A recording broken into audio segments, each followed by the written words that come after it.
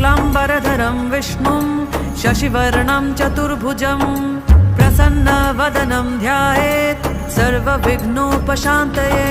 व्यासं वसिष्ठनप्तारं शक्तिः पौत्रमकल्मषम् पराशरात्मजं वन्दे शुकतातं तपोनिधिं। व्यासाय विष्णुरूपाय व्यासरूपाय विष्णवे नमो वै ब्रह्मनिधये वासिष्ठाय नमो नमः। अविकाराय शुद्धाय नित्याय परमात्मने सदैकरूपरूपाय विष्णवे सर्वजिष्णवे। यस्य स्मरणमात्रेण जन्म संसारबन्धनात् विमुच्यते नमस्तस्मै विष्णवे प्रभविष्णवे। ॐ नमो विष्णवे प्रभविष्णवे। श्रीवैशम्पायन उवाच श्रुत्वा